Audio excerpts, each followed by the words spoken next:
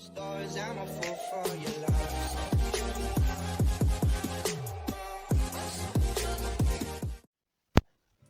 Pelatih kita Hezron bin Diman dan juga rekan-rekan sekelas saya. Pada hari ini saya akan membentangkan mengenai musik di Malaysia, aspek musik di Sabah dan Sarawak. So, bentuk persembahan musik tradisional di Sabah ialah berbentuk selalunya dengan iringan tarian tradisional, dan selalunya juga ada dia berbentuk adat yang merangkumi pelbagai masyarakat di Sabah seperti Kerajaan Dusun, Murut, Bajau, dan lain-lain. Contoh tarian yang kita boleh nampak di Sabah ialah tarian Semazau, tarian Magunatip, Sumundai, Adai-adai, dan tarian Burungsai. Alat musik juga adalah jantung bagi setiap tarian ini dan disifatkan sebagai aspek yang paling penting karena tanpa alat musik ini tarian tidak dapat dipersembahkan dengan sempurna. Contoh-contoh alat musik yang selalu digunakan ialah kulintangan, gong, sempoton, sundatang, gendang, dan bongkong. So, tidak lain juga macam di musik tradisional di Sarawak. Ini seiringan dengan tarian yang dipersembahkan oleh penduduk di sana. So, contoh alat musik yang sering digunakan ialah sape, kipas tangan, angker umong, selengut, dan banyak lagi. So, antara peranan musik tradisional Sabah dan Sarawak di Malaysia ialah supaya tidak pupus di telan zaman, memperingati jasa masyarakat terdahulu karena kebanyakan lagu tradisional menunjukkan sifat keberanian dan kepahlawanan di kehidupan dahulu kala. Satu lagi, dia mempromosikan adat dan budaya kepada dunia luar. Selain itu, menjadi sumber ekonomi dalam sektor pelancongan, mengukuhkan perpaduan dan hidup aman damai sesama kaum, serta mengembangkan industri musik dalam pembuatan lagu. Kita beralih kepada kulintangan ensemble. So, kulintang ialah istilah modern untuk bentuk musik kuno yang disusun pada deretan kecil dan berbentuk gong dan disertai dengan gong yang lebih besar dan yang tergantung dan gendang. So, sebagian daripada gong budaya Asia Tenggara, musik ensemble kulintangan ini sudah lama di wilayah-wilayah Indonesia Timur, Selatan Filipina, Malaysia Timur, negara Brunei, dan Timur. Musik kulintang juga mungkin berkembang dari tradisi pemberian isyarat sederhana ini, yaitu di mana zaman yang beralih dan terdiri daripada satu pemain ensemble jenis satu gong. So, susunan dia ialah terdiri dari deretan ataupun satu set gong 5 hingga ke 9 gong per yok yang lulus secara melintang diletakkan pada bingkai yang disusun dalam urutan nada dengan gong yang terendah hingga yang di bahagian kiri pemain.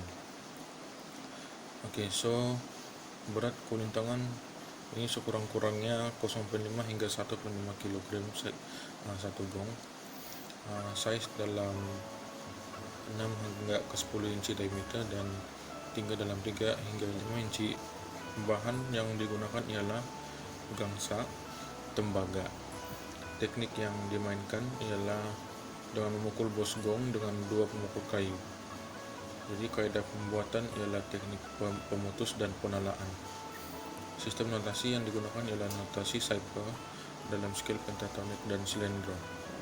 So, pantang larang untuk kulintang ini ialah dilarang melangkah atau meletakkan barang di atas kulintangan. So, persembahan kulintangan ensemble ini dimainkan sebagai tujuan utama dalam masyarakat adalah berfungsi sebagai hiburan sosial, dan kulintangan ensemble ini unik sebab dianggap sebagai musik awam dan semua orang dibenarkan turut serta. Secara umumnya boleh dipersembahkan secara formal dan atau tidak formal. Persembahan ini penting untuk memperkukuhkan perpaduan masyarakat setempat. Jadi secara tradisinya apabila bermain musik kulintangan, pengertian mereka dilakukan secara sukarela. Dan ensemble tidak perlu mempunyai 5 instrumen seperti persembahan formal, dan mereka juga boleh terdiri daripada 4 instrumen sahaja, 3 gandengan gong, kulintangan, agung, dan dabakan, 3 instrumen, kulintang, dabakan, dan agung atau 3 gong gandingan, atau hanya satu instrumen kulintangan solo. So, fungsi kulintangan ini ialah untuk kenduri kesyukuran, majelis perkawinan, perayaan resmi seperti pesta kamatan dan hari gawai, menghiburkan orang kenamaan dan pengunjung penting dari luar negara, pengadilan, salah satu kesultanan atau ketua kampung, dan juga upacara pengebumian. So, contoh kulintangan ensemble yang ada di Malaysia ialah ensemble Angkor Rumong di Sarawak dan juga Orkestra Malaysia. Jadi seterusnya kita bantang pasal sape ensemble. Sape merupakan sebuah alat musik kordofon yang berasal dari kaum orang Ulu, terutamanya kaum Kenyah dan Kayan. Hal ini terbukti dengan kehadiran pemain sape legenda yang digelar Masters of the Sarawak Sape, yaitu Tu Saw Padan, seorang Kenyah yang telah perkenalkan sape kepada masyarakat Sarawak dan antarabangsa. Dalam sape ensemble, antara alat musik yang dimainkan ialah jatung utang, gendang, dan gong.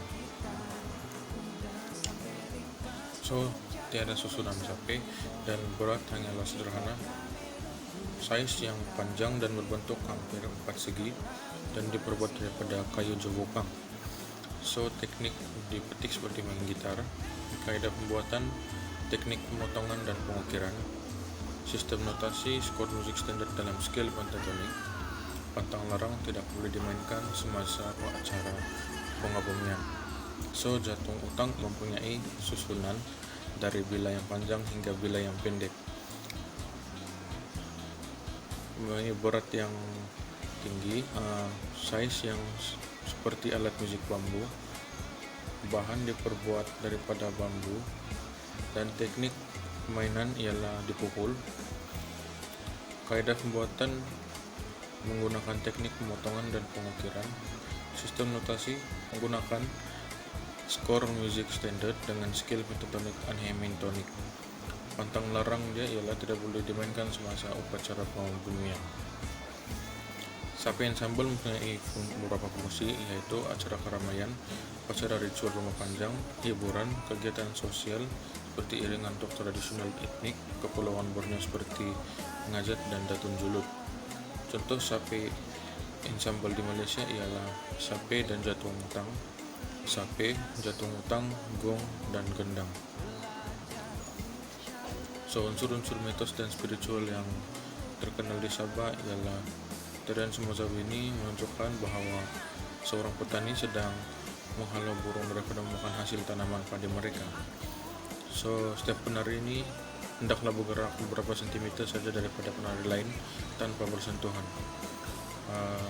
Tarian ritual ini dia banyak fungsi seperti tarian Sumozaw yang ditarikan untuk mengucap syukuran yang berkaitan dengan kegiatan menanam dan menuai padi, dan juga untuk menolak bala, menyembah semangat, dan mengobati penyakit. Biasanya Sumozaw ditarikan semasa menyambut hari keramaian dan di majelis jamuan. Namun tujuan asal tarian ini ialah untuk menyambut kedatangan Bambazon, yaitu semangat padi yang biasa dilakukan selepas menuai padi. So, unsur-unsur mitos dan spiritual yang terkenal di Sarawak. Ngajat bagi orang Iban ialah tarian semasa menyambut hari gawai yang sebelum berperang dan selepas menuai. Tarian ini pada zaman dahulu ditarikan pada mereka yang kembali dari berperang. Setiap rentak yang dimainkan adalah bersesuaian dengan upacaranya. Bagi gawai Andau Sari, gendang arah, gendang raya dimainkan untuk tetamu kehormat dan orang yang menyambut gawai untuk beraya sambil membawa tengkorak musuh. Kanak-kanak dan ibu mengandung tidak dibenarkan untuk menghadiri upacara tersebut karena ini melibatkan ilmu memuja seperti membakar semangat barisan penempur dan menggunakan beberapa alatan bahan seperti mangkuk berisi beras, telur ayam, rokok gulung, dan tembakau. Tengkorak yang dibawa pulang akan direbus dan dibersihkan, kemudian akan digantung di tengah-tengah rumah bagi tujuan menunjukkan kekuatan ahli rumah panjang dan untuk menakut-nakutkan pihak musuh. Antara peranan unsur-unsur mitos dan spiritual dalam musik tradisional Sabah dan Sarawak di Malaysia ialah mengekalkan adat dan tradisi etnik di Sabah dan Sarawak, memberi pengertian dan pencerahan kepada generasi muda, menjadi identiti bagi setiap kaum etnik di Sabah dan Sarawak, seterusnya menjadi tarikan pelancong. Antara kesan unsur-unsur mitos dan spiritual dalam musik tradisional di Sabah dan Sarawak ialah: satu, ialah menyambang sumber ekonomi negara. Dua, generasi muda tidak melupakan asal-usul mereka. Tiga, Malaysia akan menjadi terkenal di persada dunia. Dan yang terakhir ialah sejarah dapat dipelihara, diingati, dan lebih dihayati oleh masyarakat di Malaysia. Sekian saja daripada saya. Terima kasih.